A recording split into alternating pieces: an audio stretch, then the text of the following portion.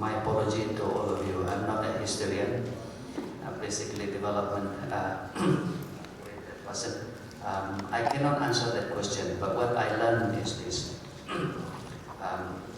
Missions that Sarawakian wants it, which scholars and also declassified information said, my PhD student now said, no, that was not true. That's all I can say to you. Thank you, Doctor. Next question, Sukumaran Vatugubol. Okay, right. If I understand your question correctly, Peter Walter Anun, is your question really whether the Sabah and Sarawak leaders submitted the 6 conditions without consultation of the people through a referendum? Is that your question? Yes.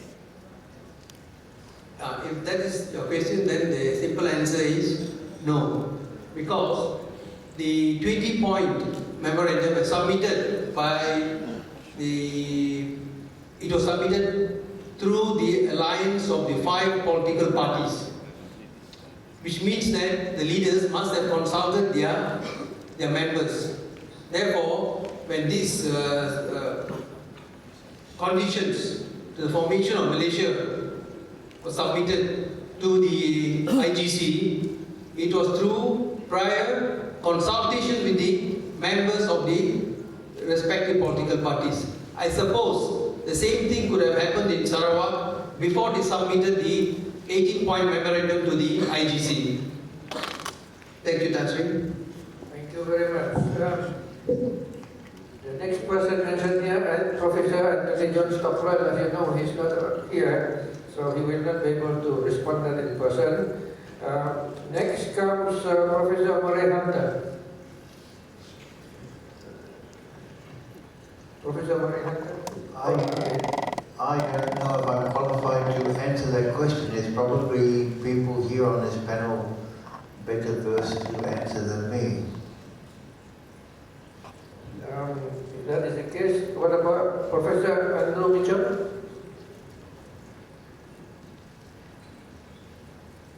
Thanks very much for the question. So the answer, I believe, is no. Former colonial powers don't have special rights under international law over their former territories. Therefore, it's not clear to me how or why the United Kingdom could take the lead to ensure that the 6 conditions agreed upon were complied with, or the basis, also the authority for the UK,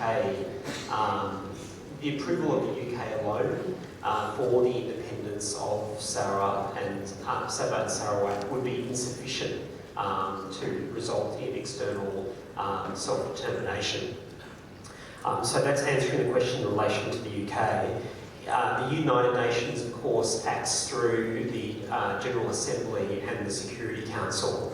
And again, it's not clear to me on what basis either of those organs of the United Nations would seek to intervene in what would normally be considered an internal matter for Malaysia and would be seen as interfering with the territorial integrity of Malaysia.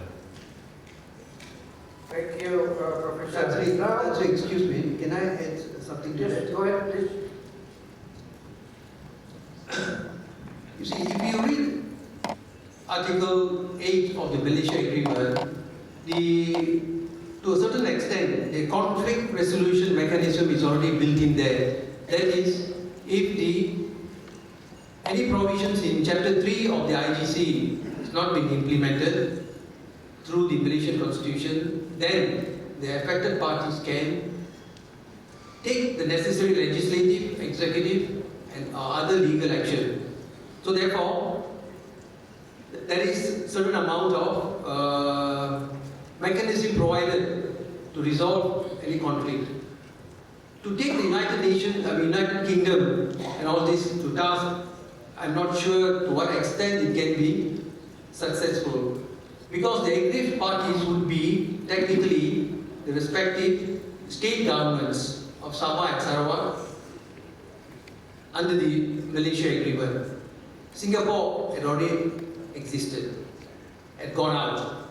What remains is Sabah and Sarawak as the other states of Malaysia. So therefore, you go to, I suppose you go to first exhaust the remedies provided in Article 8 of the Malaysia Agreement. Thank you, Tan Sri. Thank you very much. Now I'd like to open it to the floor. You just raise your hand, the hand that catches my eyes first will have the floor. Alright, Juliana, state your name and if you represent the organization, you tell us. Answering, sir. Distinguished speakers, my name is Juliana Sidon. I have 3 questions for the panelists. I'd like to raise these questions with regards to the fundamentals of the Malaysia Agreement. My friends and I are of the opinion that the way forward in the next 50 years depends very much on how we interpret the elements of the agreement. To reiterate, on the 9th of July 1963,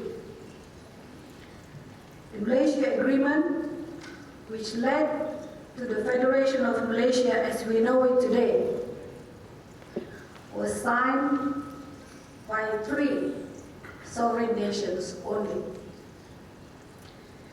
These 3 sovereign nations were Malaya, Singapore, and Britain.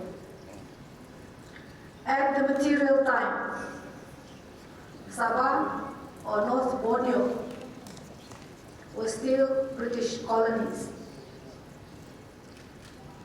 13 days later, after the signing of the Malaysia Agreement, on the 22nd of July 1963, Sarawak gained its independence from Britain. Subsequently, 53 days later, after the signing of the Malaysia Agreement, on the 31st of August 1963, Sabah gained her independence from Britain. Questions.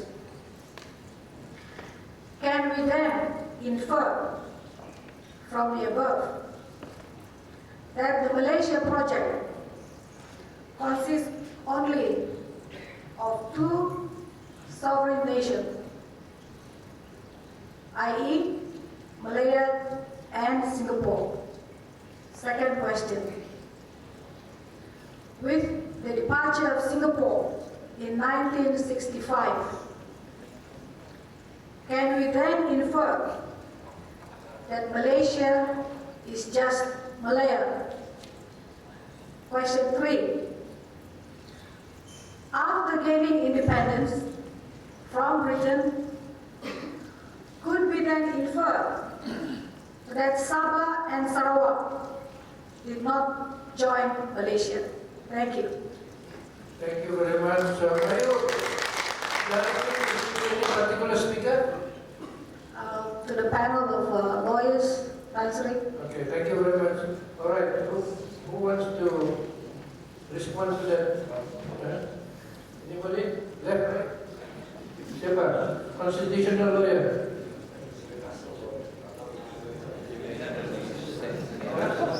On my right, anybody? Any volunteer? On my right, any volunteer? Sir, can I direct the question to Professor Andrew Mitchell? Okay.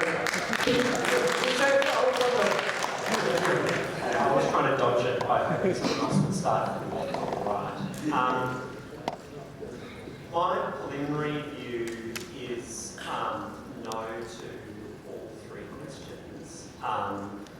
That there were 3 sovereign nations obviously signing the agreement, notwithstanding the subsequent independence from Britain. In relation to the question of any sort of breaches of the agreement or after gaining independence, can we infer that they did not join Malaysia? I think that it's clear that those states are now part of the territory of Malaysia. I'm not sure that the focus on breaches of some of the agreements is the best aspect to concentrate on for the purpose of greater autonomy for Sabah and Sarawak. I think, I don't think it's possible to answer. I think the answer is no to all three of those questions, but I'll ask other members of the panel.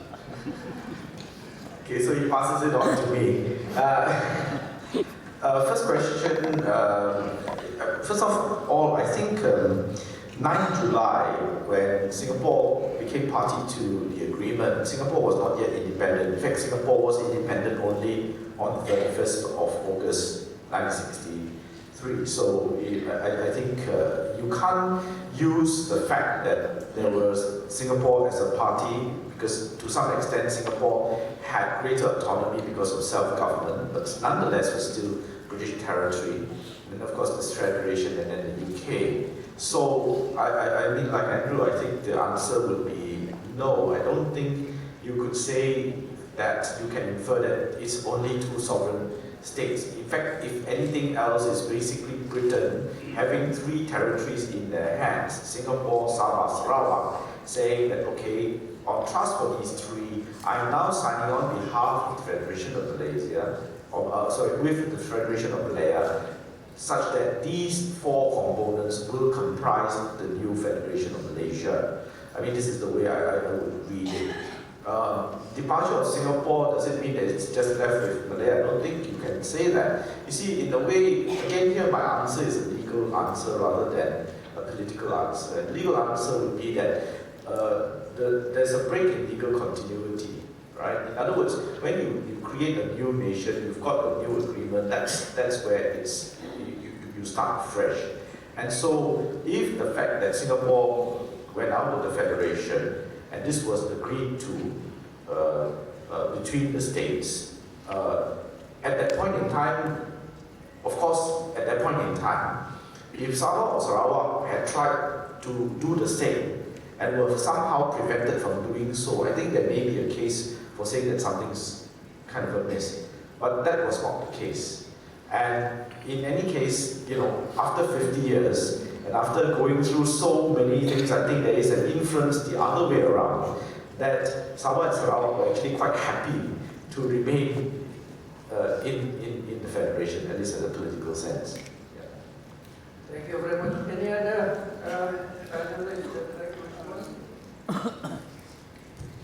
I think the questions have been answered, but in relation to question 2, there's another related question that is very often raised. With the departure of Singapore, as the Malaysia agreement been rendered null and void, has fallen, this is one of the questions very often asked. So I pose this question in relation to question 2 from Juliana and answer it as follows. Malaysia agreement is a multilateral agreement. If one of the parties exceed or drop out, the others under international law can still continue with the terms and conditions and live up to the agreement. This is exactly what has happened. Just because one of the parties has exited, it does not mean you can just compare it even to a normal agreement. If there are 3 parties and one of the parties drop out and the others agree to remain, they can still continue. Thank you, Tasri. Thank you. I just take this opportunity because I have raised this with my friend Kevin in Singapore, but I was not quite convinced with his response, because under the Constitution, it says the Federation. Federation means, I think, Federation of Malaysia. The Federation means the Federation established under the Federation of Malaya Agreement 1957. Yet, Malaya came into being 6 years earlier. And Malaysia, I don't think anybody thought of the country called Malaysia at the time.